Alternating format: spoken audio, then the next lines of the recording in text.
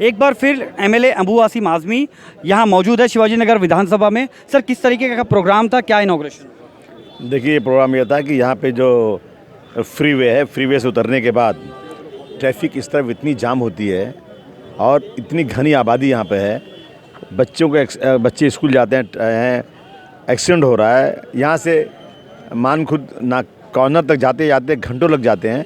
तो बहुत दिनों से हमारी डिमांड थी यहाँ पे एक फ्लाईओवर बने। अब ये 440 करोड़ का फ्लाईओवर पुलिस स्टेशन के आगे से शुरू होकर के मानखुर के कॉर्नर तक जाएगा, पूरा आएगा नीचे। ये जगह उतरने की का भी बन रहा है, उसमें उसकी ओपनिंग हम लोगों ने किया। बहुत लोगों को खुशी है कि हमारे इलाके में एक फ्लाईओवर बनेगा, जिससे लोगों का आने जाने में ट्रैफिक के जो है बहुत भार जो है वो कम हो जाएगा। दूसरा सिग्नल कल ही जो है एक साहब जा रहे थे मोटरसाइकिल में, बच्चा गिर गया, एक्सीडेंट हो गया। ऐसे बहुत सारे एक्सीडेंट यहाँ हो चुके हैं। तो हम लोग जो हैं वहाँ पे एक और सिग्नल बना करके वहाँ ज़ेब्रा जो है वो सिग्नल पे बनाया जाएगा।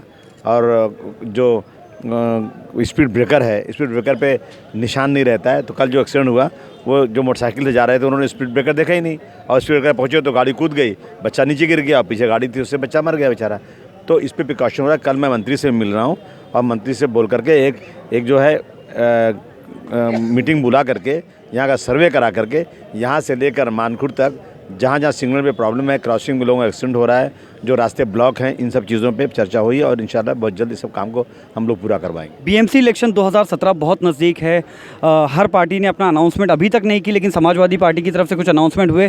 क्या तरक्की दिखती है आपको? क्या नहीं, समाजवादी पार्टी 8 सीट जीत चुकी है। जीतने हम तो 8 सीट जीत जाएंगे, हमें कोई दिक्कत नहीं है। हम लोग तो हम कोई आज काम नहीं कर रहे हैं। हम लोग 365 दिन काम करते रहते हैं।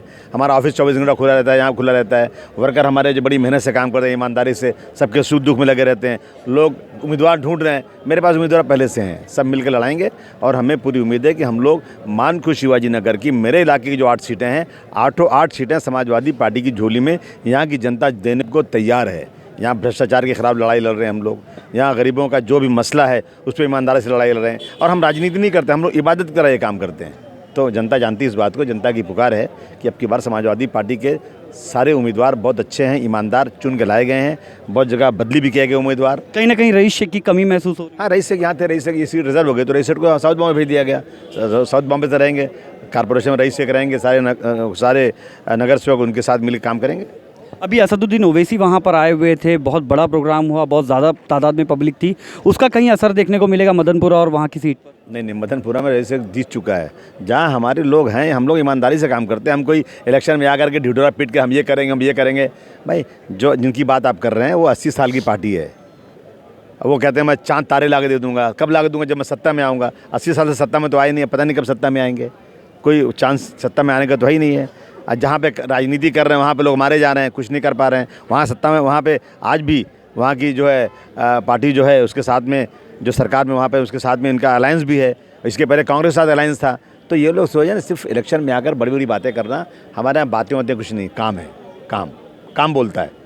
सर, एक अभी बीजेपी एमपी का एक रिसेंटली एक बयान आया है, गाना गाया है उन्होंने और पब्लिक का मजाक उड़ाया किसी तरीके का कि लोग लाइन में लगकर अगर रो रहे हैं तो देश की तरक्की हो रही है। इसके बारे में क्या कहें? देखिए, ऐसा है कि फाइनेंस का मामला है, देश की आर्थिक स्थिति का मामला है, ब्लैक मनी का, वाइट मनी का मामला है। ये सारी चीज़ें इंटेलेक्चुअल लोग जानते हैं। मैं बड़े अदब के साथ कहना चाहता हूँ, नरेंद्र मोदी जी आपसे बहुत ज़्यादा होशियार और इंटेलेक्चुअल अर्थशास्त्र हैं मनमोहन सिंह साहब। मनमोहन सिंह साहब को मालूम है सारी चीज़ें। आपसे बहुत ज़्यादा साहब जो है दूसरे लोग हैं जो अर्थशास्त्र के बारे में जानते हैं। नोटबंदी करके आपने मजाक उड़ाया लोगों का। आज आप ही के एमपी गाना गा के मजाक उड़ा रहे हैं। मुझे लगता है कि बहुत जल्द इलेक्शन होने जा रहा है 5 स्टेट में। आपका वहाँ मजाक उड़ेगा और आप वहाँ पे जीत कर बिल्कुल नहीं आएंगे, क्योंकि आपने जितना जनता को परेशान किया है, अब जनता आपको इसका बदला ज़रूर लेगी। कल न्यूज़ से बात करेंगे। शुक्रिया।